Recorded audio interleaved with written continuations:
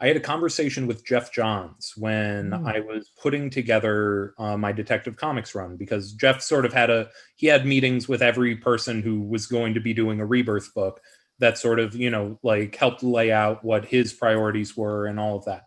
But the biggest takeaway was he was talking about character and talking about how you need to boil them down to their barest essence. Like if you look at like a character pyramid of all of their different traits, what is the top stone of that pyramid?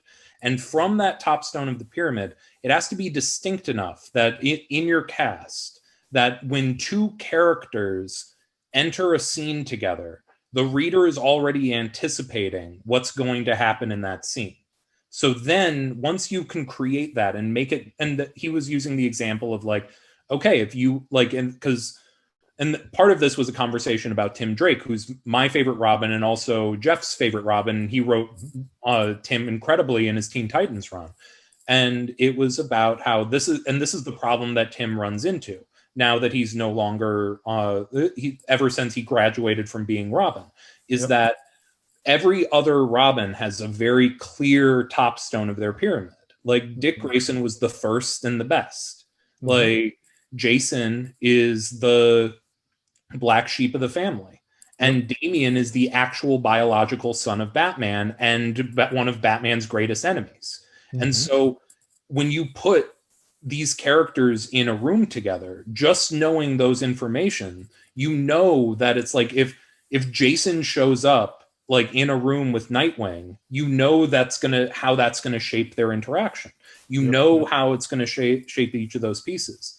And that is the sort of magic that I think we hit on with Punchline. Is Punchline has such a obvious like top stone of being like, and it is clear that some, like how she would react to Harley, how Harley would react to her.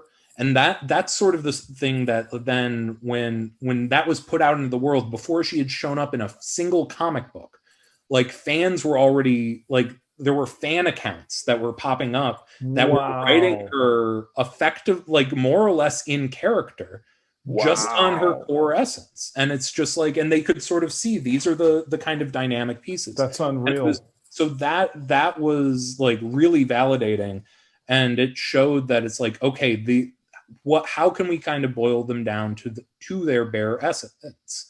And it's like that. And it's also like this is also part of my theory of how I'm trying to expand Gotham right now in general, because I think DC fell into a bit of a trap for a while in the New 52 and the years that followed, where some of the characters, their top stones became confusing because certain stories are continuity, certain stories are not continuity, certain writers have written characters differently than other writers. So when a character shows up in a scene, you're not really sure which version of that character is showing up and how they're going to react and all of that. And then on top of that, there are movies and TV shows that are taking place at various stages in Batman's career and who those characters are shift based on those different moments. And so how do you create new characters right now, like that are at the end of that timeline? Like, this is the current Batman era, and all of the Batman stories and love, they happened in the past, but this is the current era. And how can you create new characters that change character dynamics, just by introducing them into the mix? And that's sort of the challenge, and that's sort of what I'm trying to build. And like, and a key piece of that is like, because obviously my Detective Comics run is my love letter to the Bat family, and most of my Gotham stuff is very rooted in Bat family writing, and I love the Bat family. They're my favorite characters. But I knew I couldn't just do a Batman run that was identical to my Detective Comics run. I needed to lean away from the family, but I still wanted to create young, new characters who are reacting to other forces in Gotham, in the same way that the Bat family, like, it were spun off of Batman. Like, I wanted to create kind of a new Bat family that was like built out of a city that has grown up in the middle of Batman fighting all of these villains. And like, who are those characters? What would they be? And that's sort of the dynamic that I'm trying to I mean,